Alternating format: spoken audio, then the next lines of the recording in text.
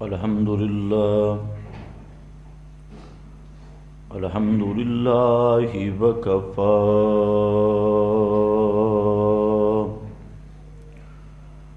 والصلاة والسلام على سيد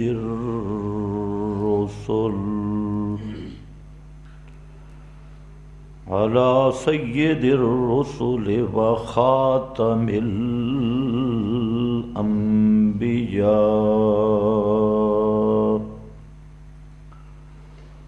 أما بعد فأعوذ بالله من الشيطان الرجيم. بسم الله الرحمن الرحيم.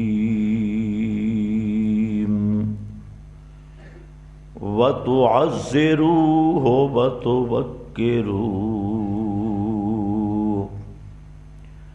سبحان ربك رب العزة عما يصفون وسلام على المرسلين والحمد لله رب العالمين.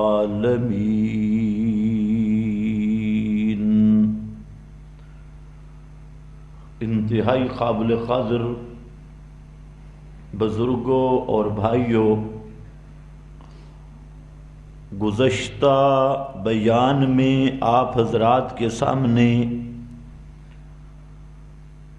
عظمت امام الانبیاء صلی اللہ علیہ وسلم پر بعض باتیں عرض کی تھی، اور میں نے آپ کے سامنے یہ ذکر کیا تھا کہ ہمارے نبی مکرم صلی اللہ علیہ وسلم کا مقام و مرتبہ اور شان سب کائنات سے افضل و اعلیٰ ہے، اور یہ ہمارا عقیدہ مبنی بر دلائل ہے.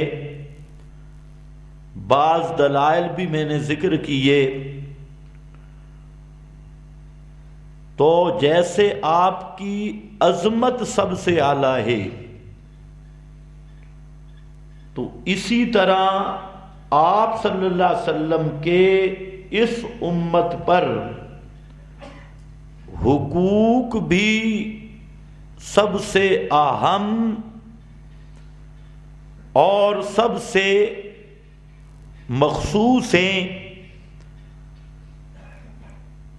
عظمت میں مخلوقات الہی کے اندر سے کوئی آدمی نبی کریم صلی اللہ علیہ وسلم کے محاسن اور کمالات میں جیسے شریک نہیں، اسی طرح آپ کے حقوق جو اللہ رب العزت نے مقرر کیے ہیں، اور جن حقوق کی ادائیگی کے بغیر کوئی بندہ کلمہ پڑھنے کے باوجود بھی مسلمان نہیں کہلوا سکتا اگر ان حقوق میں کوتاہی ہو جائے، اور ان حقوق میں سستی ہو جائے تو باوجود امتی ہونے کے دعوے دار کے وہ آدمی مسلمان کہلوانے کا مستحق نہیں.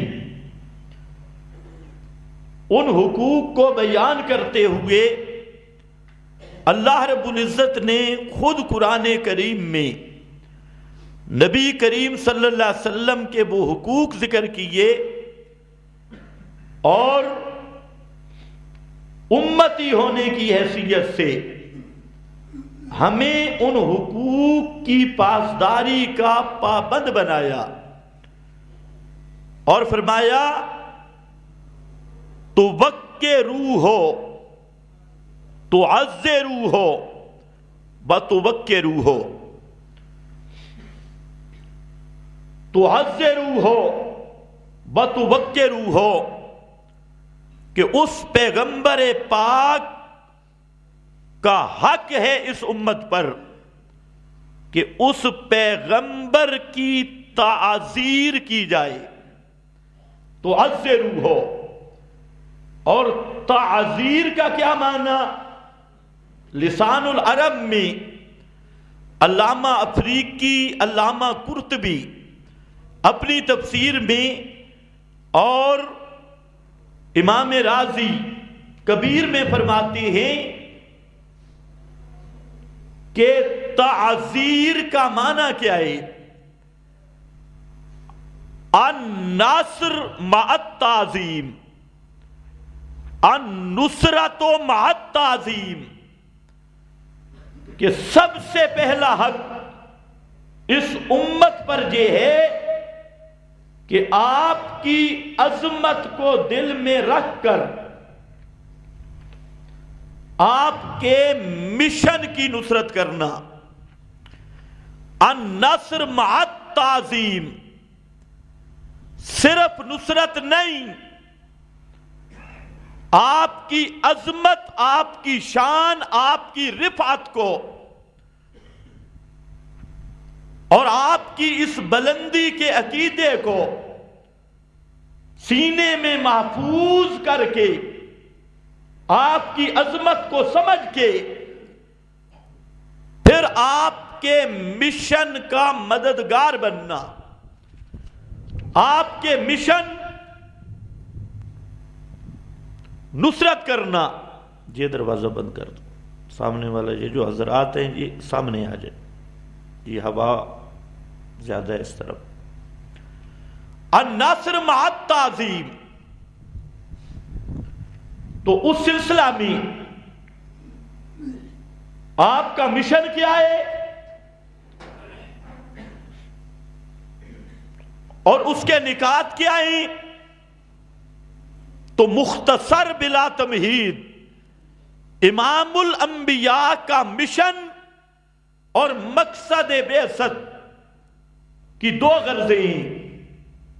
نمبر ایک، عقیدے کی تطہیر، عقائد کی تطہیر، اور نمبر دو، عمل کا تزکیہ. دو مشن ہیں پیارے پیغمبر کے. عقائد کی اصلاح، اور عقائد کی اصلاح میں سب سے اہم عقیدہ وہ عقیدہ توحید ہے، بیان توحید.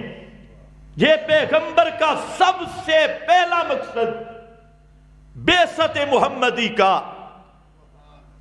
اور یہی مقصد تمام انبیاء کی بعثت کا، تمام کتابوں کے نزول کا، حتیٰ کہ یہی مسئلہ توحید، یہی وجہ تخلیق کائنات، باعث تخلیق کائنات، اور یہی مسئلہ توحید، یہ روح کائنات.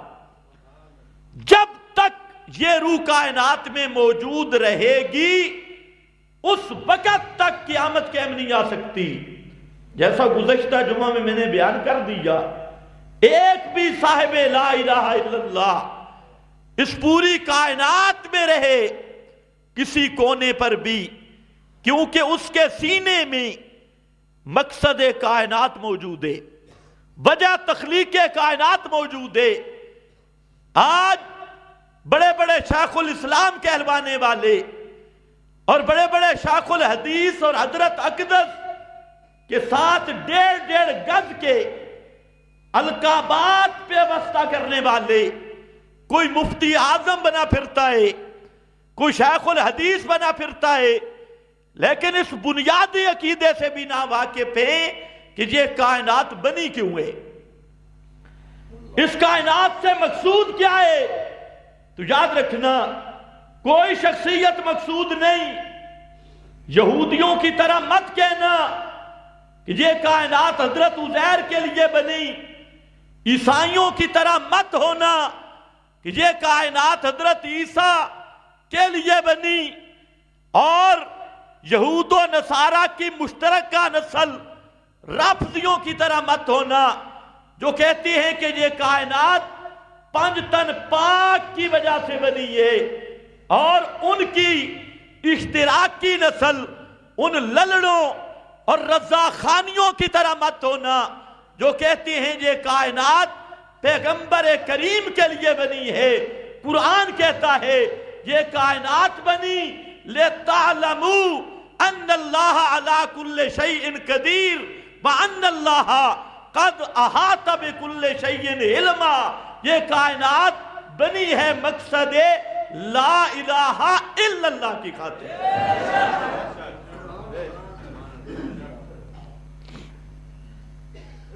اور یہی میرے نبی کا مشن ہے، توحید اور توحید خالص۔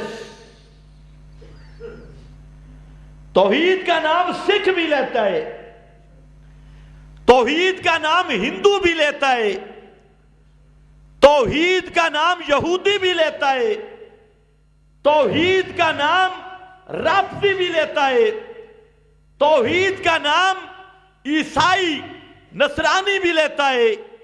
لفظوں تک کوئی مذہب کائنات میں ایسا نہیں جو توحید کا نام نہ لیتا ہو، لیکن اللہ کی ہاں توحید کا وہ رنگ، توحید کی وہ طرز، توحید کا وہ مسئلہ، توحید کا وہ ناج اور توحید کی وہ سند معتبر ہے جو محمد مصطفیٰ کی زبان سے آئی ہے، جو آپ نے درس توحید دیا۔ اسی مشن کا ناصر بننا تو عز روح ہو، یہ پیغمبر کا سب سے پہلا حق ہے کہ اس طرح ناصر بن جاؤ جس طرح میرے نبی کے ناصر صحابہ ناصر بنے۔ اور ان کو کہا گیا من المہاجرین والانصار، والانصار، اسی طرح نصرت کرنا یہ ہر امتی پر پیارے پیغمبر کا پہلا حق ہے اور سب سے بڑا حق ہے۔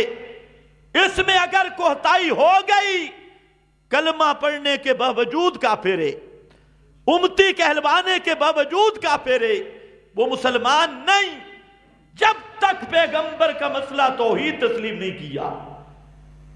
لوگوں نے اصل حقیقت کو مسخ کر دیا۔ انہوں نے کہا کہ پیغمبر کریم کی ولادت کی خوشی میں بازار سجاؤ، جھنڈیاں لگاؤ، دیگیں پکاؤ، آپ کے حقوق ادا ہو گئے۔ قطعاً نہیں میرا بھائی، دھوکے میں نہ رہنا۔ سب سے پہلا حق پیغمبر کریم کا اس امت پر کہ اس توحید خالص کا چوکیدار بن جا، اس مشن کا وفادار بن جا، اس کا ناصر بن جا، اور نصرت بھی اس طرح کر جس طرح اصحاب پیغمبر نے کی۔ اگر باپ ناراض ہوتا ہے، باپ سے تو تعلق ٹوٹ سکتا ہے، استاد ناراض ہوتا ہے، استاد کو تو دفع کیا جا سکتا ہے، پیر ناراض ہوتا ہے، پرانے پیر کو تو 3 طلاقیں دے کر بائن کیا جا سکتا ہے، دنیا کا کوئی بادشاہ ناراض ہوتا ہے، اس سے تو رابطہ ٹوٹ سکتا ہے، لیکن محمد مصطفیٰ کے مشن سے غداری نہیں ہو سکتی۔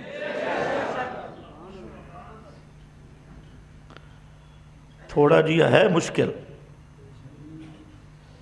ایسے آسان نہیں۔ جو ہم اور آپ توحید کا نام لیتے ہیں یہ تو آسان ہے۔ ہم تو کہتے ہیں ادھر مواحدین کی سب میں بھی شامل رہی، ادھر کوئی مشرک مر جائے اس کے جنازے میں بھی شامل رہی۔ کیا صحابہ کی تاریخ میں یہ ملتا ہے؟ یہ نصرت محمدی ہے، یہ پیارے پیغمبر کا کلمہ پڑھا۔ وہاں تو ہم نے دیکھا باپ بیٹے کو کہتا ہے کہ بیٹا اگر تو ایک دفعہ بھی میرے وار کے نیچے آتا تو بچ نہیں سکتا تھا۔ یہاں تو کام آسان ہے، توحید کا نام بھی لیتے رہو اور رشتے مشرکوں سے کرو. اپنی بیٹی مشرک کو دی کیونکہ مشرک مالدار ہے. یہ نصرت نہیں، یہ غداری ہے خدا کی قسم. اس کا نام منافقت ہے. کوئی راضی رہے یا ناراض، جب اللہ کا رنگ چڑھے، اللہ نے فرمایا صبغۃ اللہ ومن احسن من اللہ صبغہ. یہ صبغۃ اللہ کیا ہے؟ یہ اللہ کی توحید کا رنگ ہے. اور توحید کا رنگ وہ چھپا نہیں رہتا. توحید کا رنگ چڑھے اور مشرک کا جنازہ بھی پڑھے، کل شریف میں بھی جائے، جمعراتوں میں بھی جائے اور اختلاط بھی ہو، تو خدا کی قسم اس مباحد اور عبداللہ ابن ابی میں کوئی فرق نہیں ہے. جہاں پر زور لگتا ہے سننا بھی بڑا مشکل ہے.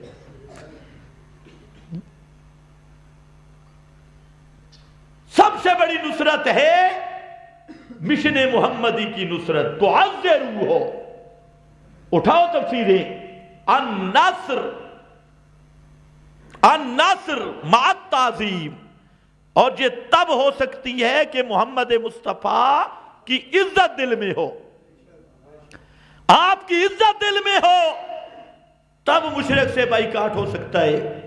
اگر آپ کی عزت دل میں نہیں، اپنے پیر ملا برادری بزرگ اکابر ان کی عزت بڑی ہوئی ہے دل میں، تو اب ان کی بات مانے گا، لیکن وہ کلمہ گو ہوگا، مسلمان نہیں ہوگا.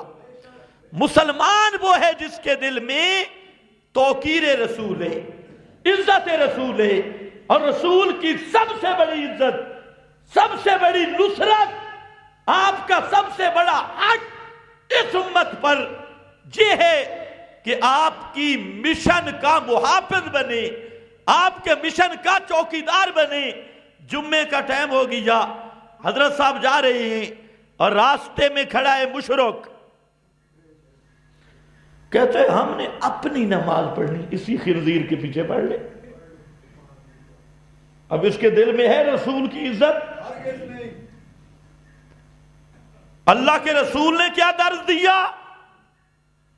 23 سال جو مسئلہ بیان کیا، اس کو نہ پیغمبر کے خون سے شرم ہے، نہ پیغمبر کے پسینے کا شرم ہے، نہ پیغمبر کی دعوت کا شرم ہے.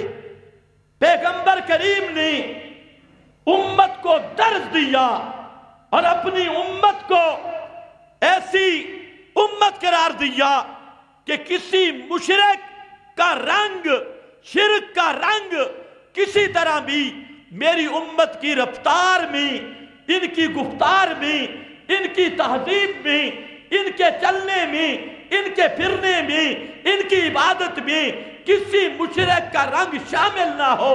ملت محمدیہ، امت محمدیہ وہ ممتاز امت ہے جس کو امت بنانے کے لیے پیارے پیغمبر نے ان کی ایک خاص تربیت کی.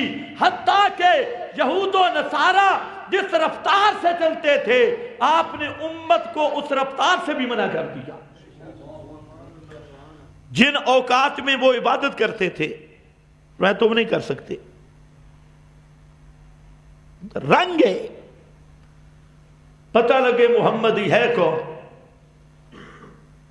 اور صاف حکم دیا من تشبہ منہم بقوم، من تشبہ بقوم، جو آدمی کسی غیر قوم کی مشابہت اختیار کرے اس کا میں محمد کے ساتھ کوئی تعلق نہیں.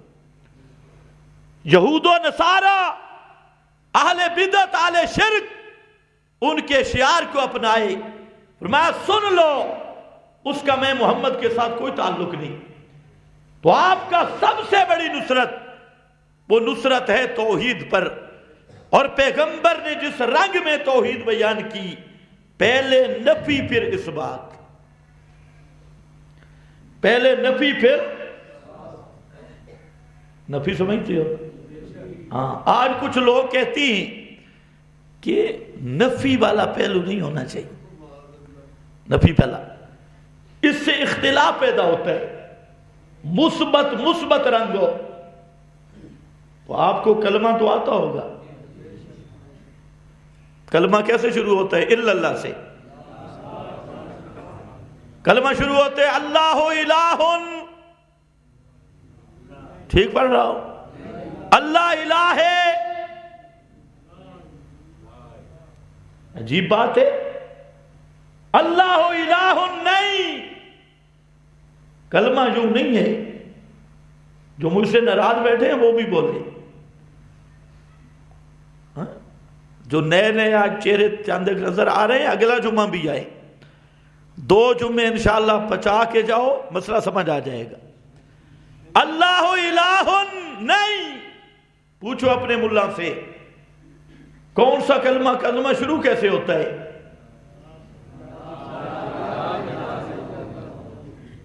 لا الہ۔ واہ میرے شیخ القرآن عجیب جملہ کہتے، فرماتے ہیں، پرانے ساتھیوں کو پہلے بھی میں نے بتایا، فرماتے ہیں کنویں میں کتا گر گیا، کنویں میں کتا گر گیا، مولوی صاحب سے مسئلہ پوچھا کہ ملا جی کتنے لوٹے نکالے جائیں؟ اس نے کہا 200 لوٹا نکالو۔ 200 لوٹا نکال کے پوچھا اب کنواں پاک ہے؟ مولوی صاحب نے پوچھا کتا نکالے کہ نہیں؟ انہوں نے کہا کتا تو اندر ہے۔ ایمان سے بتاؤ، کتا کنویں کے اندر رہے 200 نہیں 2000 لوٹے نکال دے، کنواں پاک ہوگا؟ جب تک کنویں کے اندر کتا رہے کنواں پاک نہیں ہوتا۔ حضرت شاہ فرماتے تھے، لوگوں خدا کی قسم، جب تک دل کے کنویں میں شرک کا کتا رہے، 1000 نمازیں پڑھ، روزے رکھ، صدقے، محافل ذکر، پیروں کی بیعت، ادھر ادھر پھرتا مر جا، لیکن جب تک کتا اس دل کے کنویں میں شرک والا کتا موجود ہے، کعبہ کے رب کی قسم یہ دل کبھی پاک ہو سکتا نہیں۔ بس یہ فرق ہے، ہمارے جو یہ رائبینڈ والے ساتھی ہیں، یہ مجھ سے ناراض بھی ہے، اللہ ان کو بھی ہدایت دے۔ ہم کہتے ہیں خدا کے بندوں پہلے کتا نکالو، یہ کہتے ہیں نہیں کتا نہیں نکالنا، پہلے لوٹے نکالو۔ ہم کہتے ہیں پہلے کتا نکالو، یہ کہتے ہیں نا پہلے لوٹے نکالو، کتا اندر رہے۔ کہتے ہیں اگر کتا نکلے گا تو کتا تو بھونکے گا، شور پڑے گا، تو کتا تو ایسے نہیں نکلتا، وہ تو چیخے گا۔ اس لیے کہتے ہیں کتے کو کچھ نہ کہو، تمہارا کام ہے تم لوٹے نکالتے رہو۔ تو ہم کہتے ہیں لوٹے نکال کے لوٹے بن بھی جاؤ نا، اس وقت تک لوٹے نکالنے کا کوئی فائدہ نہیں جب تک کنویں میں کتا موجود ہے۔ اشاعت التوحید والے کہتے ہیں پہلے کتا کڑسا، لوٹے بعد بھی، اور ریبنڈ والے کہتے ہیں نہیں کتا اندر رہے، کہنا کچھ نہیں کتے کو، اس کو اندر مال ملتا رہے اور تم لوٹے نکالتے رہو۔ کوئی سمجھو میری بات؟ سوچو اسی طرح بات ہے یا نہیں؟ وہ کہتے ہیں شرک کے رد نہ کرو، تو جب شرک کا رد نہیں ہوگا کتا نکلے گا کیسے؟ تو جب کتا نہیں نکلے گا تو کنواں کیسے پاک ہوگا؟ اور کتا ایسا ہے شرک والا کہ اللہ نے اس کو نکالنے کا طریقہ بتایا ہے، وہ صرف اللہ کی ڈنڈے سے نکلتا ہے اور کسی ڈنڈے کو نہیں مانتا۔ اس لیے پہلے نفی رکھی، پیغمبر کی توحید کا یہ رنگ ہے۔ ابو جہل کہتا تھا کہ یوں نہیں ہونا چاہیے، طرز ٹھیک نہیں، آپ یوں کہ اللہ خالق کے، اللہ مالک کے، اللہ رازق کے، یہ مثبت انداز ہو۔ اللہ کے پیغمبر فرماتے لا الہ، اے لوگو کوئی پکارے سننے والا نہیں، کوئی حاجتیں پوری کرنے والا نہیں، کوئی مشکل کشا نہیں، کوئی کرنی بھرنی والا نہیں، کوئی کھوٹی قسمتیں کھڑی کرنے والا نہیں، کوئی ڈوبے ہوئے بیڑے تارنے والا نہیں، کوئی اس کائنات کا جگ داتا نہیں، غوث اعظم نہیں، دستگیر نہیں، اس کائنات کا کوئی حاجت روا مشکل کشا نہیں الا اللہ۔ اب ہے الا اللہ، اس سے پہلے نہیں۔ اللہ نے بتایا اللہ اللہ کہنے کا حقدار ہی نہیں جب تک لا الہ کو نہیں مانتا، اس وقت تک اللہ نہیں ملتا۔ اللہ تک پہنچنا ہے پہلے لا الہ ماننا ہوگا، لا الہ الا اللہ۔ اور یہ لا ایسا ہے نا، ہر جگہ پہ اللہ نے اسی لا کو ہی پھیرا ہے۔ مشن محمدی کا ابتدا ہے لا، یہاں پر لا الہ الا اللہ۔ اور مقام پہ ذکر کیا لا یعلم من فی السماوات والارض الغیب الا اللہ، اللہ کے سوا اس کائنات میں کوئی بھی غیب کے پردوں سے جاننے والا نہیں۔ اور کبھی فرمایا وَعِندَهُ مَفَاتِحُ الْغَیْبِ لَا يَعْلَمُهَا إِلَّا هُوَ، اسی لا کو پھیرا اور کبھی قبروں کے سر پہ رکھا اور فرمایا ان تدعوہم لا يسمعوا دعاکم۔ ہے کائنات والو، حضرت ابراہیم کی قبر پہ جا کے پکارو، حضرت اسماعیل کی قبر پہ جا کے پکارو، محمد مصطفیٰ کی قبر کی جالی کے پاس جا کے پکارو، ان تدعوہم لا يسمعوا دعاکم، اگر تم پکارو وہ تمہاری پکارے نہیں سنتے۔ آیا لا يسمعوا، لا يعلم، لا تدعو، لا تدعو من دون اللہ، اللہ کے ساتھ کسی کو اور نہ پکارنا۔ یہی لا پورے قرآن میں لا پھیرا، لا املکو لنفسی نفعا ولا ضرا۔ اور کائنات والوں کن دروازوں پہ پھرتے ہو؟ میں محمد مصطفیٰ سب سے اعلیٰ، سب سے افضل، سب سے میرا شان نرالا، لیکن میں محمد مصطفیٰ بھی اپنی جان کے نفع نقصان کا بھی مالک نہیں۔ قل انی لا املک لکم ضرا ولا رشدا، لا املک لکم، پھر لا آیا لا املک لکم۔ یہ ہے مشن محمدی، توحید، یہ پہلی بنیاد، یہ پیغمبر کا حق ہے کہ سب سے زیادہ اللہ کی توحید کی نصرت کرنی، عقیدہ بھی توحید کا، دعوت بھی توحید کی، حمایت بھی توحید کی۔ اور توحید میں اس وقت تک اخلاص نہیں آتا، اس وقت تک تسلب نہیں آتا، اس وقت تک پختگی نہیں آتی جب تک مشرک سے بائیکاٹ نہ ہو، جب تک مشرک سے نفرت نہ ہو، اس وقت تک توحید نہیں، اس وقت تک نفاق ہے۔ نمازیں ان کے پیچھے، یہ نفاق ہے، جنازے ان کے پڑھنا، یہ نفاق ہے، رشتے ان کو دینا، یہ نفاق ہے، ان کی مذہبی تقریبات میں شرکت کرنا، یہ منافقت ہے، یہ توحید نہیں۔ توحید کا اخلاص اور تسلب اور پختگی تب ہے کہ سکا باپ قبر کا پجاری مر جائے، حضرت علی کی طرح کہ ان عمک الزال قد ماتا۔ کسی کی کوئی رعایت نہیں کرو گے؟ یہ پہلا حق ہے محمد مصطفیٰ کا اپنی امت پر۔ اس طرح سیدھے ہو جاؤ جس طرح میرے نبی کے صحابہ سیدھے ہو گئے، انہوں نے محمد مصطفیٰ کی عظمت کو سمجھا، اور جب عظمت سمجھ آئی اب گھروں سے نکل پڑے۔ اور کیسے نکلے؟ اس مشن کے ساتھ کیسے مخلص ہو کے نکلے؟ نہ بیویوں کی پرواہ، نہ والدین کی پرواہ، نہ گھر کی پرواہ، وہ خلص و اصحابہ ہی اسی طرح مخلص۔ اور اللہ نے فرمایا انہوں نے گھر چھوڑ دیے، اخرجوا من دیارہم واموالہم، پیغمبر کے مشن کی نصرت کے لیے انہوں نے سب کچھ چھوڑا۔ یا اللہ کیوں چھوڑا؟ فرمایا یبتغون فضلا من اللہ، یبتغون فضلا من اللہ، انہاں دیاں ساریاں امیداں اتے لگی ہوئیاں، یبتغون فضلا، اس طرح بنو گے۔ یہ پہلا حق محمدی اس امت پر،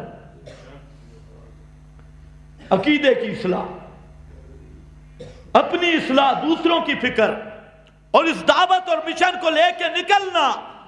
دکان پہ بیٹھے ہو تب یہ دعوت، راستے پہ چلو تب یہ دعوت، کوئی آپ کو ملنے آئے تب یہ دعوت۔ یہ اگر آپ کو تڑپ پیدا ہو جائے نا تو پورے ملک میں انقلاب آ سکتا ہے، کیونکہ ہمارا مسئلہ اتنا کھرا ہے کہ دنیا میں اتنا سونا کوئی کھرا نہیں ہے۔ خالص کتاب و سنت، صرف لوگوں کو دوری ہے، حجاب ہے، اور لوگوں کو پتہ نہیں۔ جو سنتا ہے مزاج صاف ہو وہ ماننے پہ مجبور ہوتا ہے۔ خیر، دوسرا آپ کا مشن کا حصہ جس کی آپ نے نصرت کرنی ہے اور آپ کا حق ہے آپ پر، وہ ہے آپ کی سنت کی حفاظت، عمل کی تطہیر۔ اور سنت کی حفاظت کا معنی یہ ہے کہ عمل کی کوتاہی ہو جانا الگ بات ہے،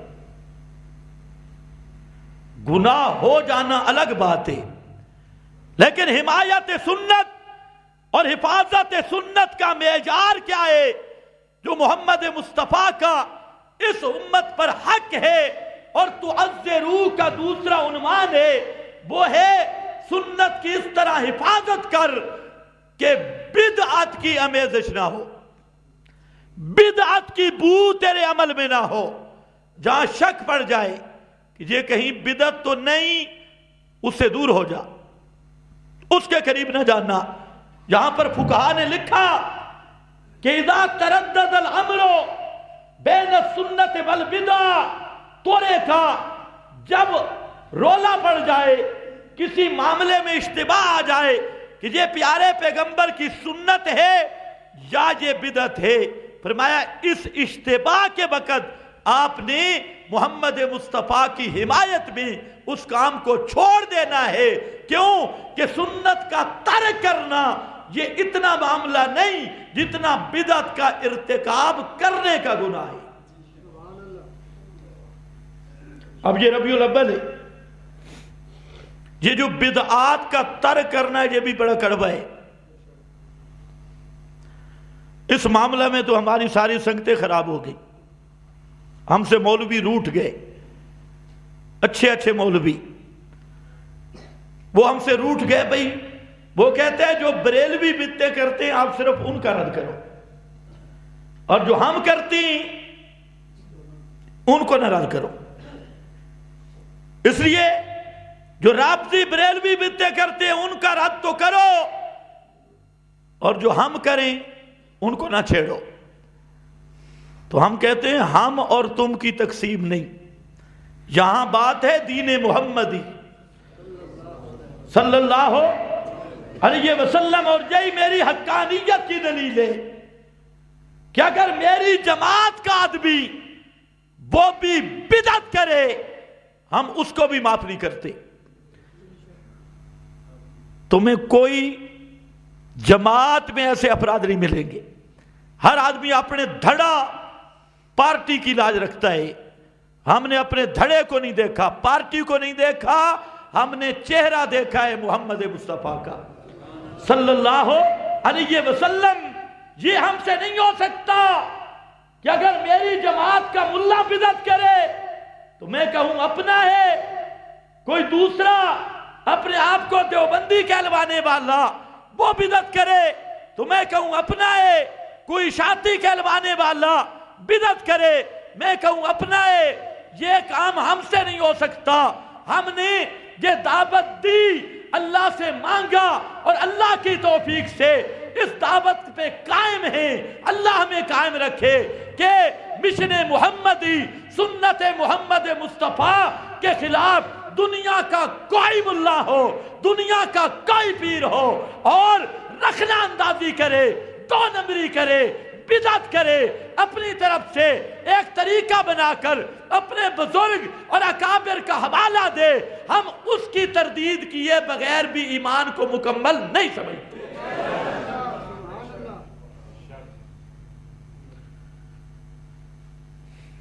دلیل سے بات کرو۔ اور بدعت کہتے کس کو ہیں؟ مختصر سن لو، جو کام میرے پیغمبر سے ثابت نہیں، میرے نبی کے صحابہ سے ثابت نہیں، اس کو دین سمجھ کے کرنا، اس کا نام بدعت ہے۔ مختصر سی بات ہے کہ جو عبادت پیارے پیغمبر سے ثابت نہیں اور پیغمبر کے صحابہ سے بھی ثابت نہیں، اس کو دین سمجھ کے کرنا، دین کے عنوان سے کرنا، اس کا نام بدعت ہے۔ کل قول و فعل، امام ابن کثیر نے لکھا کل قول و فعل لم یثبت عن الصحابہ فہو بدعہ، ہر عقیدہ اور عمل جو اصحاب رسول سے ثابت نہیں، اسی کا نام بدعت ہے۔ اس کو عبادت سمجھے گے وہی بدعت ہے۔ اور یہی بات امام احمد نے لکھی، یہی بات امام ابو حنیفہ، امام شافعی، سب ائمہ نے لکھی، اور یہی بات خود زبان رسول سے ہمیں ملی۔ بخاری مسلم میں دو حدیثیں آ رہی ہیں، ایک میں فرمایا من احدث فی امرنا ھذا، فی امری نہیں ذکر کیا تاکہ غیر مقلد کو رگڑا لگے، فی امری ہوتا تو غیر مقلد کہتا، دیکھا نا جی ہم، اللہ کے رسول نے فرمایا فی امرنا، امری میرا تے نا ہمارا۔ بولو کوئی فرق آتا ہے آپ کو؟ میرا تے ہمارا، اس طرح نہیں فرمایا جو میرے کام میں نہیں، ہمارے کام میں۔ کیوں فرمایا؟ اس لیے کہ قرآن میں آیا تھا الیوم اکملت لکا ہے یا اکملت لکم میں؟ یہ جو اہل حدیث ہے بیچارہ، اس نے ابھی تک آیت نہیں دیکھی، یا دیکھی ہے تو سمجھا نہیں۔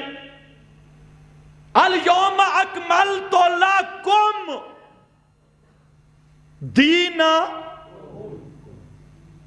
دینکم، یہی جو دین تھا جب شروع ہوا تھا نا، تو وہاں پر آیا تھا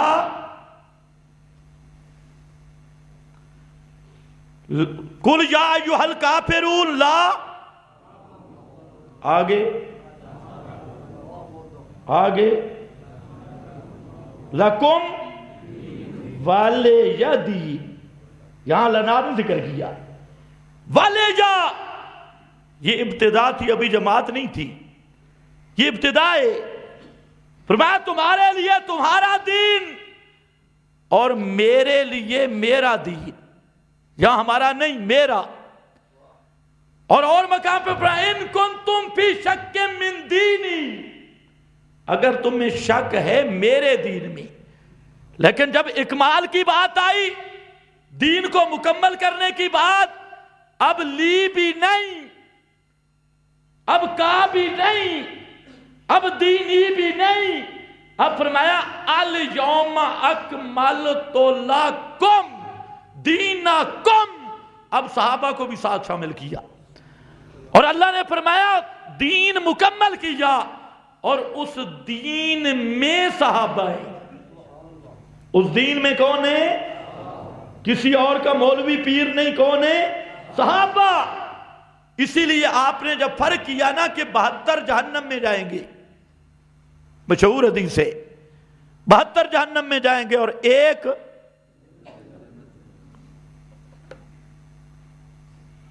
آج 10 منٹ میں اوپر لگاؤں گا، تو صوفی کا وضو ڈھیلا ہو وہ خیال کرے، کیونکہ ابھی عید بھی تھوڑی سی منانی ہے نا. توجہ کر.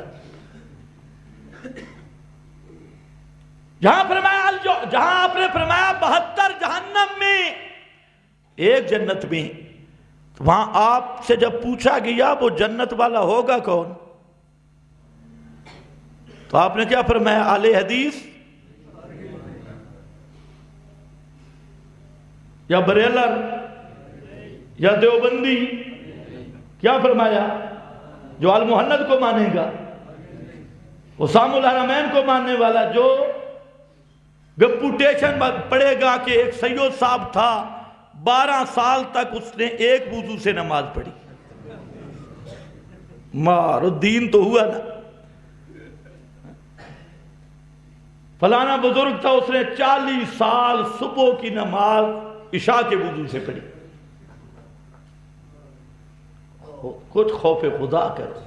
آدمی جھوٹ وہ بولے، اگر اس بزرگ نے کیا تو یہ سنت کے مطابق ہے، خلاف سنت ہے. رسول پاک صلی اللہ علیہ وسلم نے عشاء کے وضو سے صبح کی کتنی نمازیں پڑھی؟ کچھ حیا بھی کرو. اپنے بزرگوں کو رسول پاک سے بڑھاتے ہو، جھوٹ بول بول کر. فلانا بزرگ تھا نا جی، فلانا بزرگ سید صاحب تھے، مارو سیدہ نے وضو ٹوٹتا ہی نہیں. 12 سال تک ایک وضو سے نماز پڑھی. کہتے ہیں سبحان اللہ، کیا بات ہے، سبحانک ھذا بہتان عظیم. جھوٹ سینہ کھول کے کہتے ہیں ایمان اے جھوٹ سن کے ایمان بن سی، یا چکا پھکا پہلا بھی ڈول ویسی. توجہ کر. فرمایا ما انا علیہ و صحابی، 72 بدعت کی راہ پہ ہوں گے. اور جو ایک جنت میں جائے گا نا وہ کون ہوگا؟ جو میرے اور میرے صحابہ کے طریق پہ ہوگا. اور اسی کو فرمایا الیوم اکملت لکم دینکم. اسی کو فرمایا من احدث فی امرنا ھذا. امر نا فرمایا، امری نہیں. صحابہ کو ساتھ ذکر کیا. اگر جو سمجھ نہ آئے سمجھو حضرت ارباز ابن ساریہ پیغمبر کا صحابی ہے. فرمایا اللہ کے محبوب نے ہمیں نماز پڑھائی، اور نماز پڑھنے کے بعد آپ نے درس ارشاد فرمایا اور واعظ کیا، تقریر کی، اور تقریر ایسی تھی ذرفت منہا العجول وجلت منہا القلوب. اس تقریر سے ہمارے دل ڈر گئے، ہماری آنکھوں میں آنسو جاری ہو گئے. ایک صحابی اٹھا اور کہتے ہیں یا رسول اللہ کانزہ ہاذہی موعظۃ مودع. لگتا یوں ہے یہ تو الوداعی خطاب ہے، آخری خطاب ہے. او سینا اللہ کے محبوب ہمیں وصیت فرماؤ. پیارے پیغمبر نے فرمایا اوصیکم، سنو میں محمد کی وصیت، اوصیکم بتقوی اللہ. سب سے پہلی وصیت اللہ سے ڈرتا رہنا. اور فرمایا علیکم بسنتی وسنت الخلفاء الراشدین. صحابہ کو ساتھ ملایا کہ نہیں ملایا؟ یہ صحابہ سے ہٹ کر جنت میں جانا چاہتا ہے، یہ غیر مقلد شیطان. اللہ نے وہ جنت کا دروازہ ہی نہیں رکھا جو صحابہ سے باروں بار لاہور جاتا ہو. علیکم بسنتی وسنت الخلفاء الراشدین. تم پر میری بھی سنت لازم ہے، اور خلفاء راشدین کی بھی. بدعت یا سنت؟ صحابہ کا قول عمل سنت بنے گا یا بدعت بنے گا؟ علیکم بسنتی وسنت الخلفاء الراشدین. اب باب شروع ہوتا ہے اگلا، ایاکم ومحدثات الامور. ایاکم ومحدثات الامور فإن کل محدثۃ بدعہ. وَكُلَّ بِدْعَةٍ ضَلَالَةٍ وَكُلَّ ضَلَالَةٍ فِي النَّارِ۔ فرمایا بدعتوں سے بچنا، دین کے اندر ہر نیا کام بدعت ہوگا اور ہر بدعت گمراہی ہوگی اور ہر گمراہی جہنم میں لے جانے والی ہوگی۔ تو آپ نے صحابہ کو سنت میں داخل کیا اور صحابہ کے بعد دین میں اضافے کو بدعت میں داخل کیا۔ تو بدعت کا مفہوم یہی ہے۔ اب یہ جو میلاد ہے، جشن میلاد، شاید آئندہ جمعے پہ اس کا میں تفصیل کروں گا، لیکن تھوڑا سا آج بھی سن لو۔ آپ صلی اللہ علیہ وسلم کی ولادت کس تاریخ میں ہوئی؟ ایک یہ بات ہے، لیکن ہم اس کے قائل نہیں۔ اس کو ایک اور رنگ میں آپ کے سامنے ذکر کرتا ہوں کہ آپ کی ولادت کس ماہ میں ہوئی، اس میں بھی علماء کے اختلاف ہے۔ بعض علماء کہتے ہیں رمضان میں ہوئی، بعض کہتے ہیں کہ ربیع الاول میں، اور بعض نے لکھا ہے محرم میں۔ لیکن جمہور محققین اس پر متفق ہیں کہ آپ کی ولادت ماہ ربیع الاول میں ہوئی۔ اختلاف مہینے میں بھی ہے۔ پھر ربیع الاول میں کب ہوئی؟ اس میں احمد رضا خان فتاوی رضویہ، اس میں ایک مستقل رسالہ ہے اس کا، اس نے مختلف اقوال لکھے۔ ایک قول یہ لکھا کہ 8 ربیع الاول کو،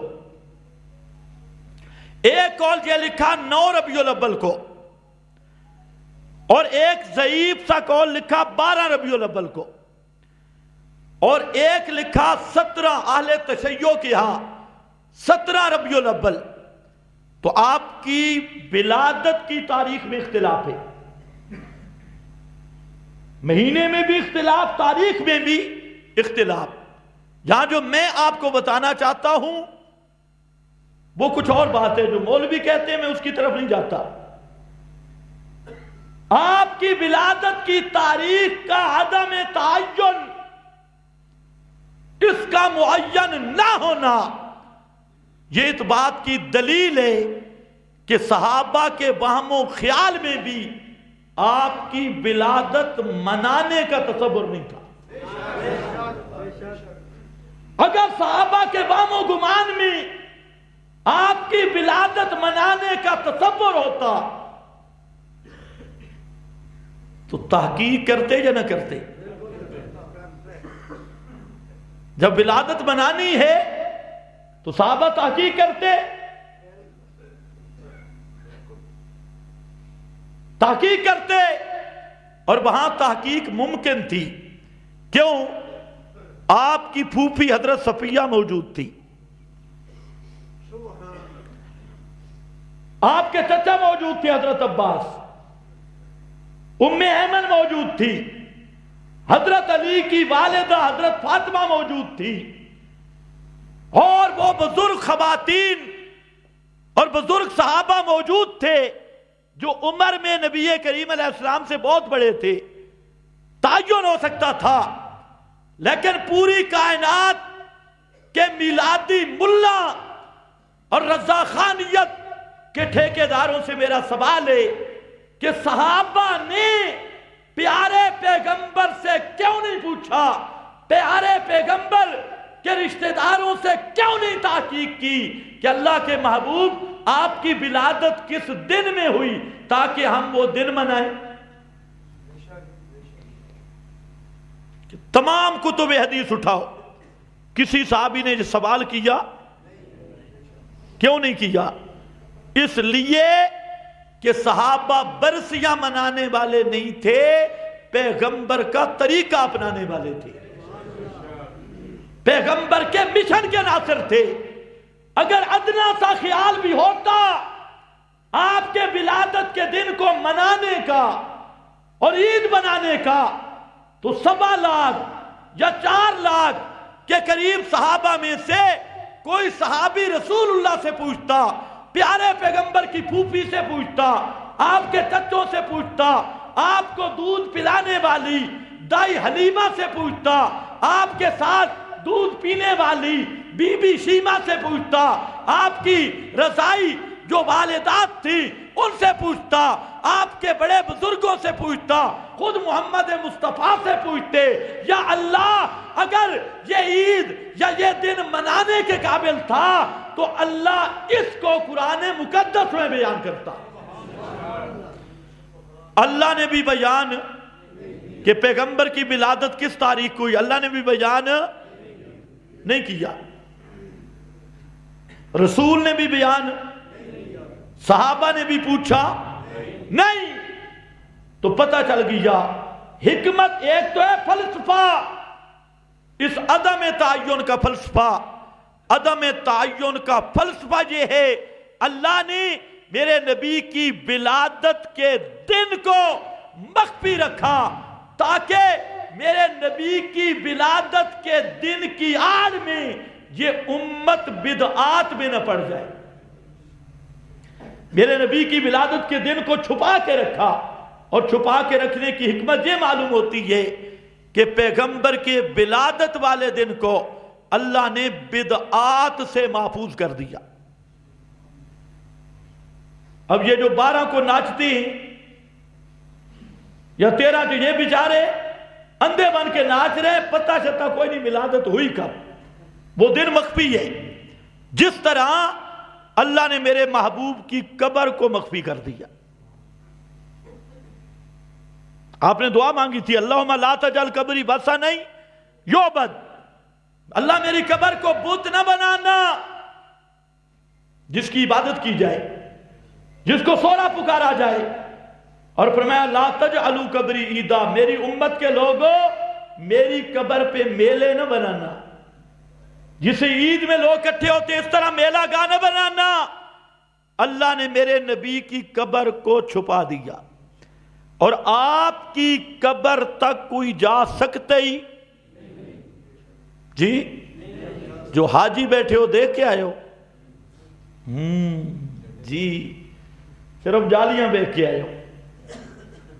آپ کی قبر مبارک حجرہ میں، حجرہ بھی بند، اس کے اردا گرد 5 دیواریں، تم کھڑے ہوتے ہو جالی کے پاس اور جالی کے آگے بھی ڈنڈے والی سرکار ہے، تم تو وہاں، اس لیے علماء نے لکھا ہے لا یمکن الوصول الی قبرہ، پیغمبر کی قبر تک جانا ممکن ہی نہیں۔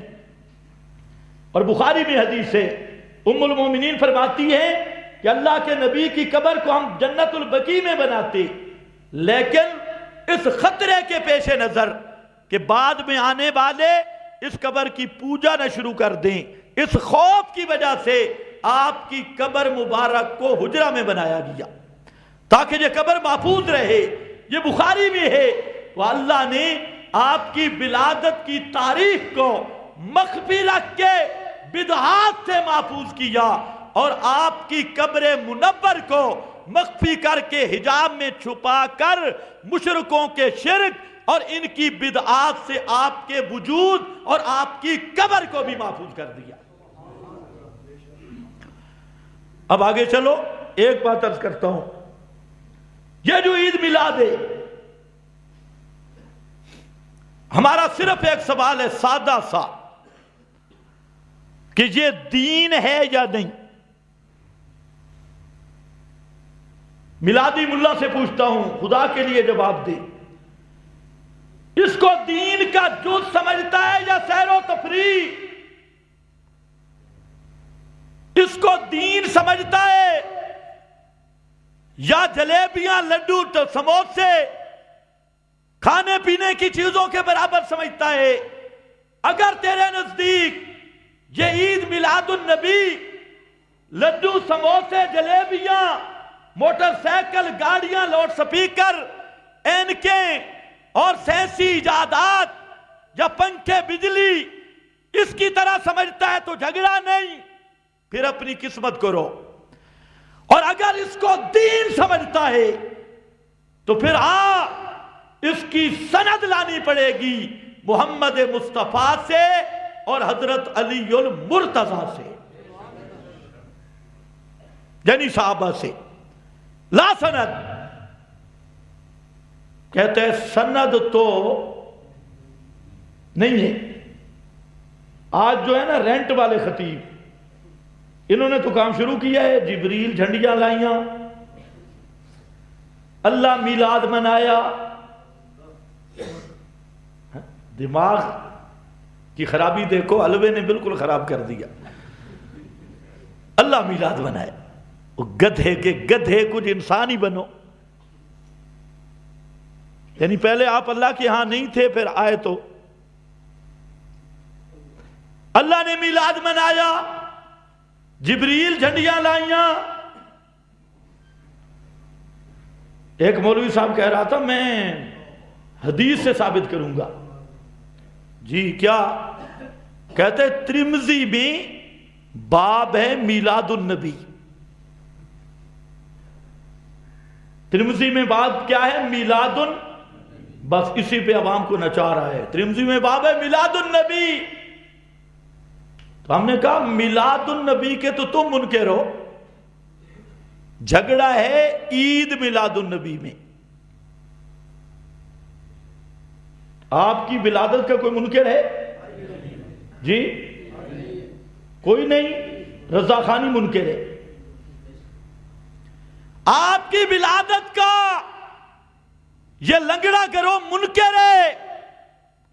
جب آپ کو حاضر ناظر سمجھتے ہیں تو ولادت کا کیا معنی؟ جب آپ کو نور من نور اللہ سمجھتے ہیں تو ولادت کا کیا معنی؟ پوچھ لنگڑا اینڈ کمپنی سے جبریل کی ولادت کب ہوئی، میکائیل کی کب ہوئی؟ اور جس کی حقیقت نور ہو، اس کی ماں بھی نہیں، اس کا باپ بھی نہیں، اس کا میلاد بھی نہیں۔ میلاد دا معنی جمنا، میلاد کا کیا معنی؟ جنم لینا، جمنا۔ تے جمدا اوہ ہوندا ہے جس دی حقیقت نور نہ ہو۔ جب تو کہتے حقیقت نور ہے تو میلاد کا منکر ہے۔ جب ہر وقت ہر جگہ پہ حاضر و ناظر کہتا ہے تو میلاد کا منکر ہے۔ جو ہر جگہ حاضر و ناظر ہو اس کا میلاد نہیں ہوتا، اور جس کا میلاد ہو اپنی ماں کے پیٹ اقدس میں 9 مہینے تک رہ کے آنے والا، وہ ہر جگہ پہ حاضر و ناظر نہیں ہوتا۔ تو جھگڑا ہے جشن میلاد میں۔ تو موٹی سی بات سنو،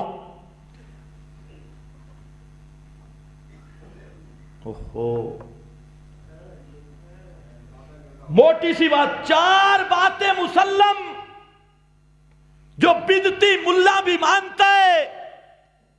نمبر 1، یہ جو جشن میلاد النبی، عید میلاد، یہ تو کل کی پیداوار ہے۔ جو آپ میں پرانے بوڑھے بیٹھے ہیں، یہ نوجوانوں کو بتائیں، اس کو کہتے تھے 12 وفات۔ کیا کہتے تھے؟ اور عرفان شریعت میں احمد رضا خان نے بھی یہ لفظ لکھا ہے، 12 وفات۔ یہ بدعت تو آج کی ہے، ابھی تک جوان بھی نہیں ہوئی۔ اب 100 سال جو بعد میں آئیں گے وہ کہیں گے جبریل جھنڈیاں لائیاں۔ لیکن جو اب تم بیٹھے ہو، تمہیں پرانے بوڑھے اگر سچی بات بتا دے تو یہ مہینہ تھا 12 وفات کا۔ جو 60-70 سال کا آدمی ہے ذرا ہاتھ کھڑا کرے جن کو پتہ ہے 12 وفات۔ ماشاءاللہ ماشاءاللہ، کہتے تھے نا 12 وفات۔ اور آپ کے سامنے کیا بن گئی؟ عید میلادن۔ یہ تبدیلی تو آپ کے سامنے آئی ہے، یہ بدعت تو آپ کی آنکھوں کے سامنے۔ ابھی اشتباہ کی کیا ضرورت؟ ان بوڑھوں سے پوچھو۔ دوسرا ایک ہوتی تھی محفل میلاد۔ کیا تھا؟ محفل میلاد، میلاد کی محفل۔ یہ شروع ہوئی 604 ہجری میں، 604 یعنی 7ویں صدی میں۔ 600 سال اور 4 سال بعد یہ تقریباً 200 سے زائد بریلوی مولوی لکھ گئے، اور ذمہ دار مولوی احمد رضا کی تصدیق بھی موجود ہے۔ عبدالسمیع رامپوری، پیر کرم شاہ الازہری، غلام رسول سعیدی، یہ جو بڑے بڑے ٹھیکیدار میلاد ہیں، انہوں نے لکھا کہ 604 ہجری کو یہ محفل میلاد شروع ہوئی۔ نمبر 2، یہ مکہ مدینہ سے شروع نہیں ہوئی، عراق سے شروع ہوئی۔ موصل شہر، اربلی، اور اس کو شروع کرنے والا کوئی عالم متقی ولی اللہ نہیں تھا۔ اس کو شروع کس نے کرایا؟ اپنے زمانے کے بادشاہ ملک المظفر، ملک المظفر اربلی، یہ وہ بادشاہ تھا۔ اور اس کے بارے میں علامہ ابن حجر نے لکھا لسان المیزان میں کہ یہ جو بادشاہ تھا یہ سب اہل اللہ پر بکواس کیا کرتا تھا، جیسے آج آپ کے حکمران ہیں۔ شیخ الحدیث عمران خان صاحب اور اس کے وزراء جب یہ باتیں کرتے ہیں تو لگتے ہیں کہ یہ مدینہ یونیورسٹی کے فضلاء ہیں۔ خدا کی یہ ہماری اصلاح کرتی ہیں، مولا کی اصلاح کرنا چاہیے۔ اور آتا خیر سے ان کو کلمہ بھی نہیں، سیدھا کلمہ نہیں پڑھ سکتے۔ 2 لفظ پڑھنے پڑ گئے حلب میں تو ہمارے وزیر اعظم صاحب کا پسینہ آ گیا۔ ایک لفظ خاتم النبیین تھا، آپ نے سنا ہوگا، اور دوسرا لفظ تھا قیامت۔ اس نے پہلی دفعہ سنا قیامت بھی ہے۔ حلف نامے میں کسی نے بتایا قیامت تو کہتے ہیں قیادت، قیامت قیادت۔ اور یہ مدارس کی اصلاح کر رہے ہیں کہ نصابجے بنائیں گے، ہے شیطانی کارٹون، تم ہماری اصلاح کرو گے۔ اور بے غیرتی کی حد ہے ہمارے حکمرانوں کی، اللہ ان کو غیرت نصیب کرے۔ وہ ڈاکٹر عافیہ صدیقی آج تک ہر حکومت وعدہ کرتی آئی کہ ڈاکٹر عافیہ کو ہم لائیں گے، اس پہ ووٹ لیے۔ وہ گنجا صاحب بھی، یہ ننگا صاحب بھی، سب یہ وعدہ کرتے آئے، لیکن آج تک کسی نے وفا نہیں کی۔ اور یہ جو آسیہ لومڑی ملعونہ شاطمہ، اس کو رہائی کرنے میں پورے ملک کو لگا دیا، رہا کرانے میں۔ اور مسلمان خاتون اور مباحد خاتون آج تک ان مشرکوں کی قید میں ہے۔ ہمارے حکمرانوں میں اتنا احساس نہیں کہ اس کو رہائی دلائیں جو بالکل بے قصور ہے، اور کوئی قصور ہے نہیں، اس کو رہائی تو مطالبہ کرتے ہوئے ڈرتے ہیں۔ اور ان کا جو بدماش ہے یا جو بدماشا ہو، اس کو سوئی چبھے تب بھی ہمارے حکمرانوں کے سینے میں خنجر کی طرح زخم کا درد ہوتا ہے۔ اگر یہ بے غیرتی نہیں تو بے غیرتی کی سیگ ہوتی؟ مسلمان کی قدر ہی نہیں ہے، اس لیے کہ ان کے دل میں اسلام ہے نہیں۔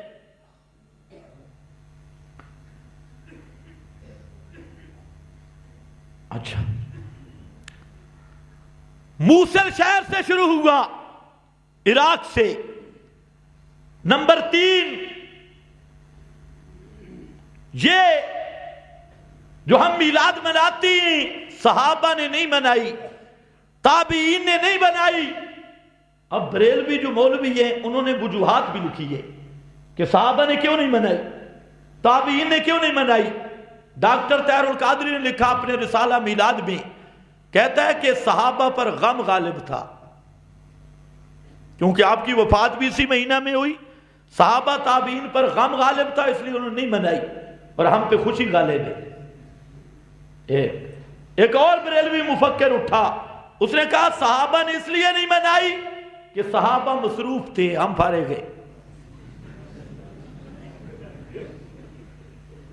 یہ بریلویوں پہ ایک سوال تھا کہ آخر پیغمبر کے صحابہ جو جان مال سب کچھ لٹانے والے تھے، انہوں نے یہ عید میلاد النبی کیوں نہیں منایا؟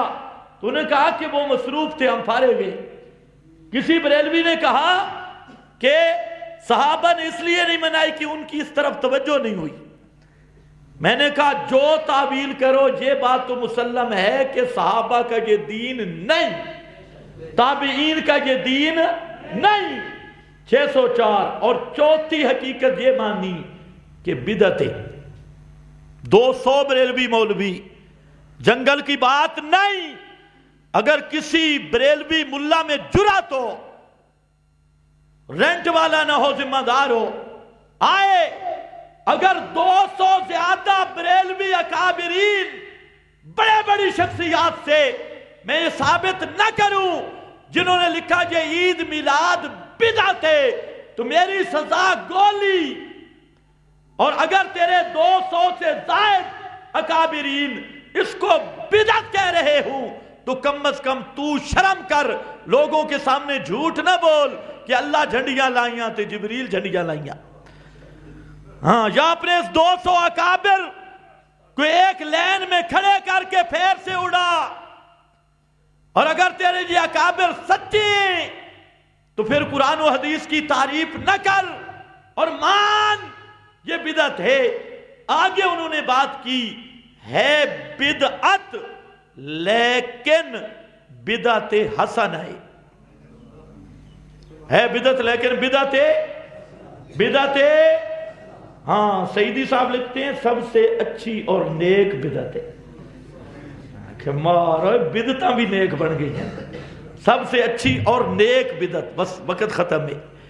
انشاءاللہ آئندہ جمعہ یہاں سے شروع ہوگا بھی صوفی بدعت کیا ہوتی ہے. سب سے اچھی اور نیک بدعت تو جمعے کی نماز کے بعد حسب معمول سوال و جواب کی مفصل نشست ہوگی. جس ساتھی کے ذہن میں جو بات ہو کھل کے پوچھ سکتا ہے. بآخر دعوانا